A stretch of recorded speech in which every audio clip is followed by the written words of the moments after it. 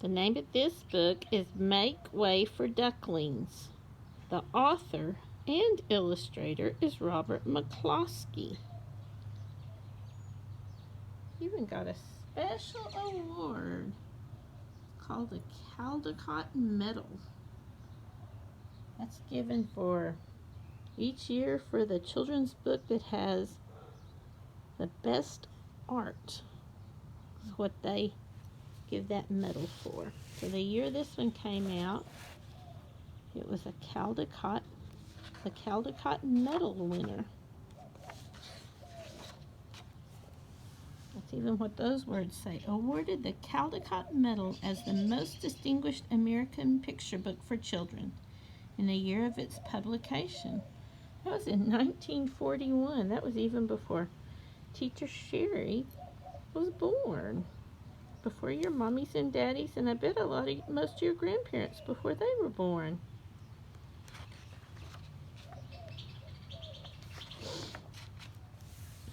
This book does not take place in Texas. The setting for this book is a place called Boston. Mr. and Mrs. Mallard were looking for a place to live, but every time Mr. Mallard saw what looked like a nice place, Mrs. Mallard said it was no good.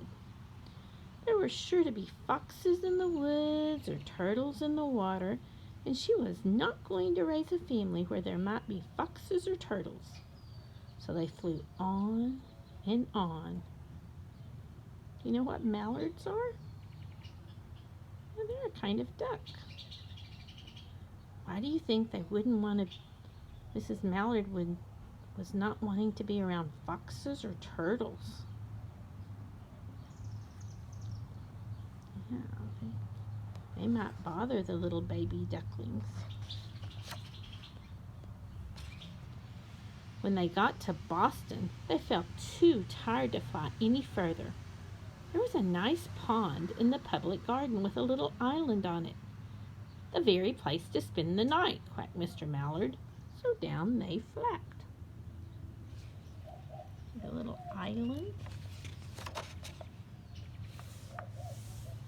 The next morning, they fished for breakfast in the mud at the bottom of the pond, but they didn't find much.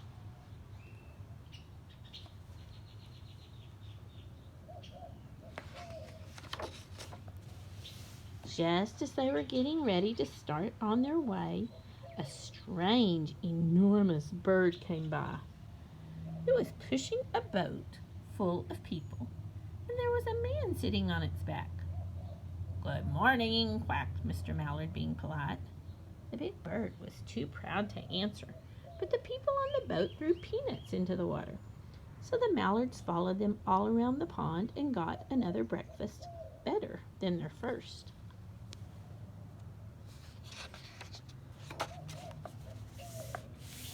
"I like this place," said Mrs. Mallard as they climbed out on the bank and waddled along. "Why don't we build a nest and raise our ducklings right in this pond? There are no foxes and no turtles, and the people feed us peanuts. What could be better?" "Good," said Mr. Mallard, delighted that at last Mrs. Mallard had found a place that suited her. But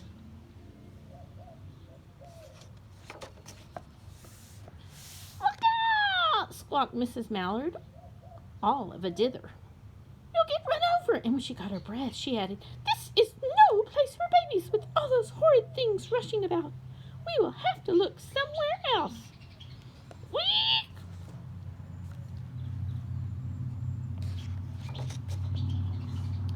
So they flew over Beacon Hill and round the State House, but there was no place there. These are some places that are still in Boston.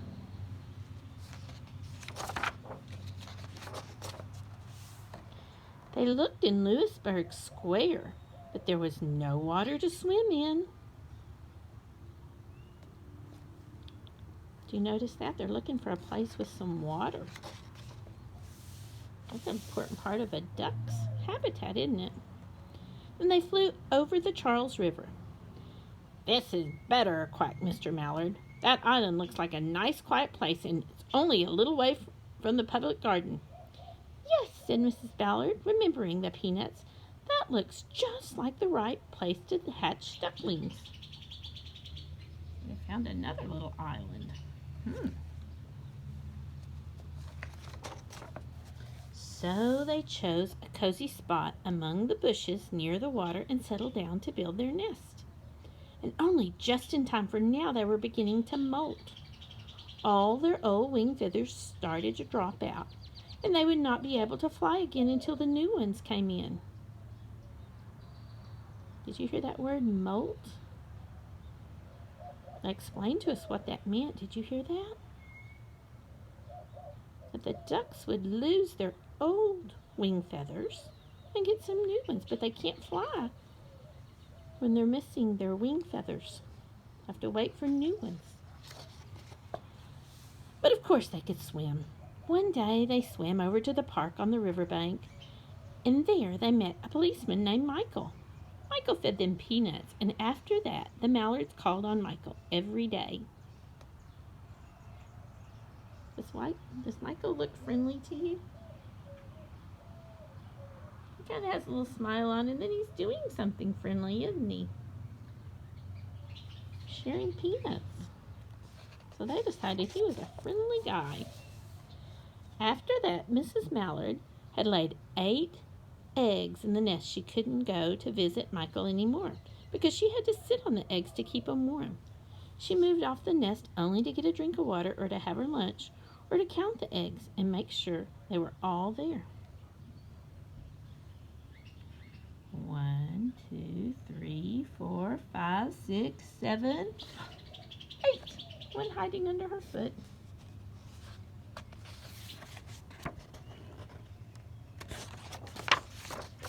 One day the ducklings hatched out. First came Jack, then Cack, and then Lack, then Mack and Knack and Whack and Pack and Quack. Mr. and Mrs. Mallard were bursting with pride. It was a great responsibility taking care of so many ducklings, and it kept them very busy. Did you hear all their names? They all rhymed. Jack, Cack, Lack, Mack, Knack, Whack, Pack, and Quack. One day, Mr. Mallard decided he'd like to take a trip to see what the rest of the river was like further on. So off he set. "I'll meet you in a week at the public garden," he quacked over his shoulder. "Take good care of the ducklings." "Don't you worry," said Mrs. Mallard. "I know all about bringing up children." And she did.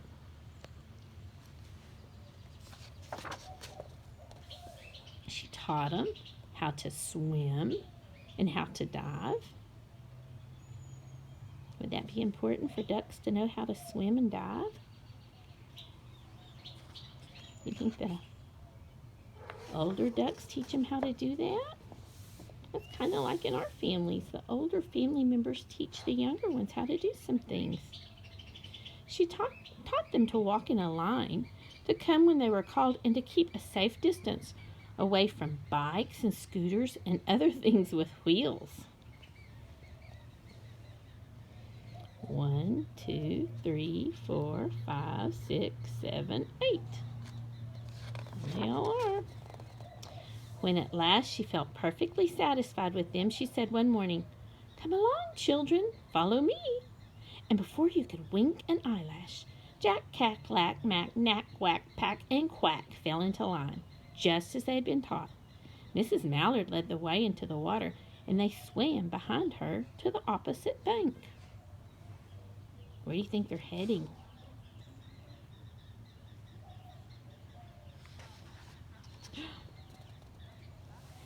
There they waded ashore and waddled along until they came to the highway.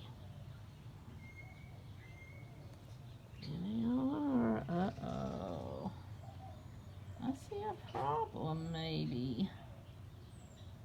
You can tell this book was written a long time ago. See how the cars look a little different? See where that sidewalk's headed? You think they're going to be ready for some ducks over there? Mrs. Mallard stepped out to cross the road. Honk, honk, honk went the horns on the speeding cars. Quack went Mrs. Mallard as she tumbled back again. Quack, quack, quack, quack went Jack, Cack, Lack, Mack, Knack, Whack, Pack, and Quack, just as loud as their little quackers could quack. The cars kept speeding by and honking, and Mrs. Mallard and the ducklings kept right on. Quack, quack, quacking. See these words? Honk, honk, honk. Quack, quack. Look at their little baby quacks. Quack, quack, quack, quack, quack. They made such a noise that Michael came running, waving his arms and blowing his whistle. Tweet! Quack, quack, quack! Honk! Here they come. He planted himself in the center of the road, raised one hand to stop the traffic, and then beckoned with the other, the way policemen do for Mrs. Mallard to cross over. Was he their friend? Can you see what he's doing to help them? You think it's safe for him to cross the road now?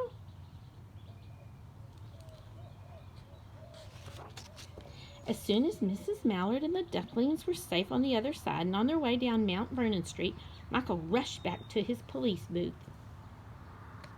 See him right there?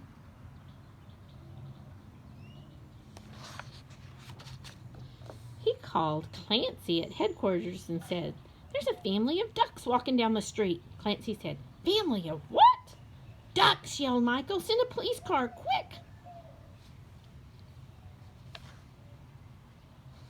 They didn't used to have cell phones, so they would go to a phone booth. Meanwhile, Mr. Mallard had reached the corner bookshop. Mrs. Mallard had reached the corner bookshop and turned onto Charles Street with Jack, Cack, Lack, Mack, Knack, Whack, Pack, and Quack, all marching in line behind her.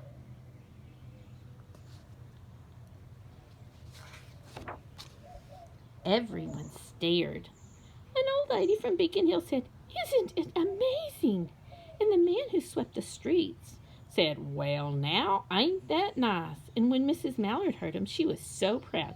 She tipped her nose in the air and walked along with an extra swing in her waddle. See him?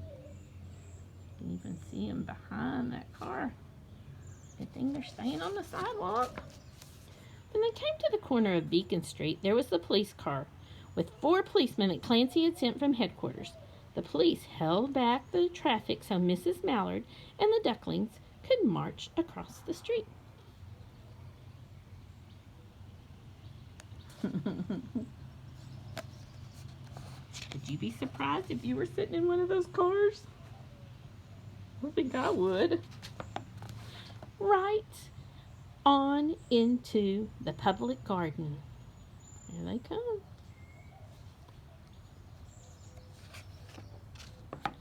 Inside the gate, they all turned round to say thank you to the policeman. The policeman smiled and waved goodbye.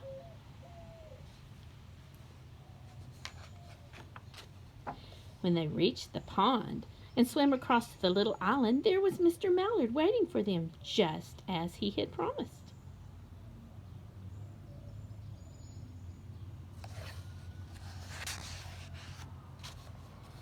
The ducklings liked the new island so much that they decided to live there.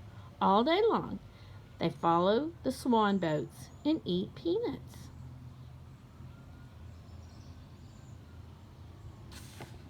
And